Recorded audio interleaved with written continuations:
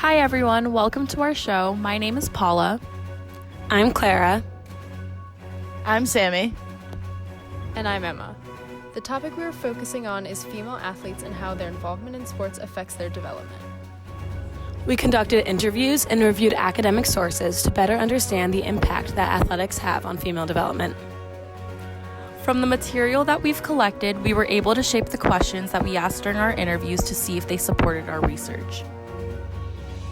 Thank you, and I hope you enjoy our show.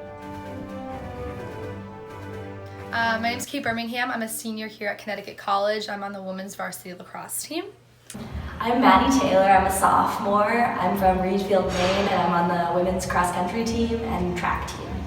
My name is Kyla Floresca. I'm a senior here at Connecticut College. I'm 22 and I'm from West Memphis, Arkansas, and I'm on the women's ice hockey team. My name is Hannah Rogers. I am a senior from northeastern Pennsylvania, and I am a member of the women's water polo team here at Con. I think sports for me, growing up and even in college, has always been definitely a confidence builder, especially when I was younger, middle school, early high school. However, there are other times where it can be harder to be feminine and sporty at the same time, especially in a really body conscious sport like running, long distance running. There's often different body image things that can come up. Well, I started swimming when I was a freshman, but I started playing water polo when I was a sophomore, but it really helped me with time management, kind of from the get-go.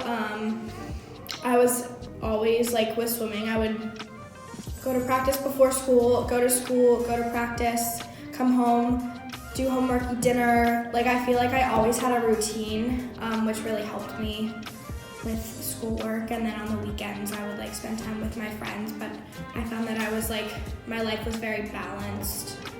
And that I was really good at managing my time. Organized activities are characterized by structure, adult supervision, and an emphasis on skill building.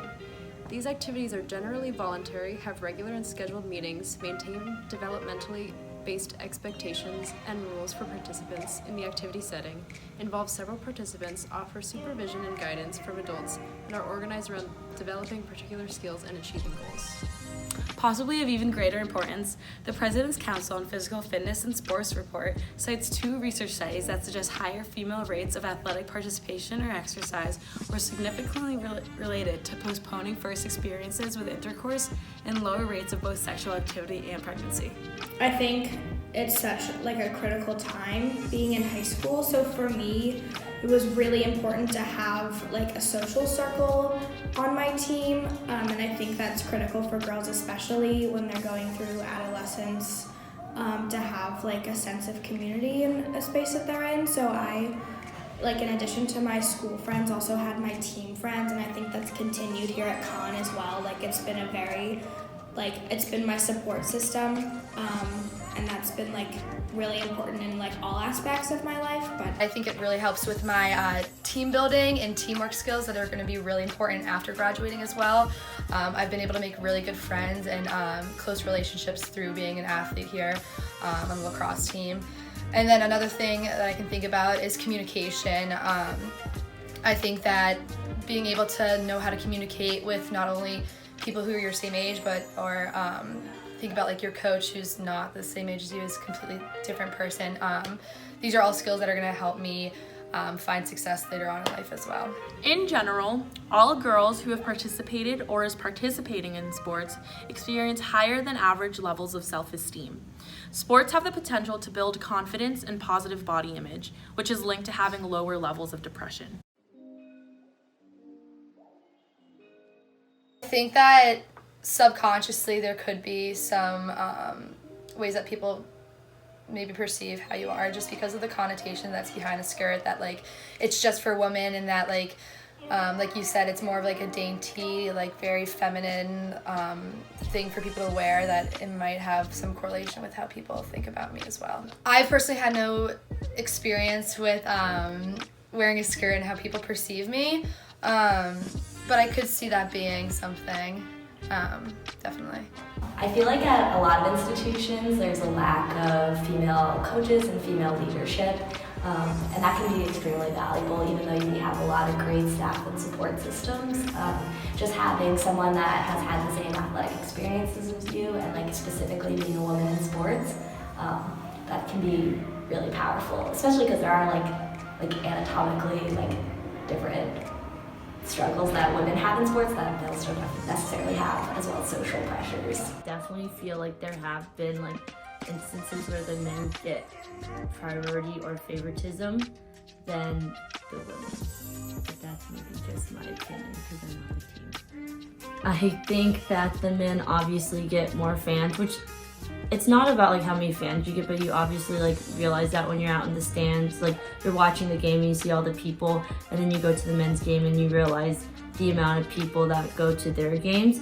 And I feel that everyone really loves the men's hockey team, and they're awesome guys, but in regards to if you look at stats, our team is more successful, and the men's team have been very inconsistent with how they've been playing. This is me not bashing them, but they still get more fans just because they are men, and people think that men's hockey is more interesting because they can hit, they're faster, but women's game is also just as fun to watch. Maybe I'm a little biased because I am a female athlete, but I think it's just that people think they're way more fun to watch, which is kind of sad, and people just go to more games than ours, so there is definitely you can see the difference between that. So I play water polo, which is arguably one of the most aggressive sports, and I feel like people are constantly saying wow, water polo is really hard, or wow, that's a really physical sport, and they're kind of surprised that I play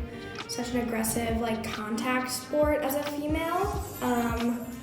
So I feel for me, a lot of people, their first impressions will be sort of about the physical contact and what that's like for me, but I'm it's not really that much different. Okay. On an average day, research suggests that just 3% of newspaper sports stories are about women's sports teams, and 5% are focused on individual women athletes. A study conducted for the Associated Press sports editors found that women account for 6.3% of sports editors, 10.5% of assistant sports editors, 9.9% of sports columnists, 10.6% of sports reporters, and 16.1% of sports copy editors and designers. Noting that the involvement of women has actually decreased in recent years, the report gave newspapers and websites the grade of F for gender hiring practices. Women's Sports Foundation survey demonstrates the differential but mostly positive effect for African American, Latina, and white high school athletes compared to non-athletic girls. All girls surveyed derived social benefits from athletic participation, particularly increased popularity in extracurricular and community involvement. Track teams, I think in general, are pretty a diverse group of people, especially in younger ages, because it's a sport that doesn't necessarily make cuts in high school, so you have a lot of people, and I think that same inclusivity kind of continues on into my experience here at Con. We have a pretty big team with varying abilities, and I think it's pretty cool that we all get to practice together, and we're always in season, especially fall indoor track and outdoor track, that no matter what events you specialize in, we do have a wide variety of people from different backgrounds, which is great. And I think it's pretty reflective of the people at Con. And there's the same issues of diversity there's at Con, there is on the sports teams as well. My high school team was all white, but I didn't grow up in, I would say that my town was fairly diverse, but I think it kind of brings, it sort of centers experiences of people around water. I think that historically it's been a very race-based and class-based setting, in terms of access, but I don't know. And then here at Con, and thinking about diversity, in both of my teams, they've been economically diverse, but my team at Con, we have two players who are Mexican and the rest are white. And I think that's kind of reflective of the college's diversity. I think that it's not sort of like by accident. Like, I think that when we think about race and like demographics here at Con, that's like reflective of like percentages on campus as well. But not necessarily, I mean, I guess a pattern would be whiteness in the sport that I play. I think that goes back to like historically women have not had the same access to sports as men, so I think that companies are trying to sort of publicize that sports are like welcoming spaces for people of all genders, races. I think that that's kind of what I think that's what they're pitching there.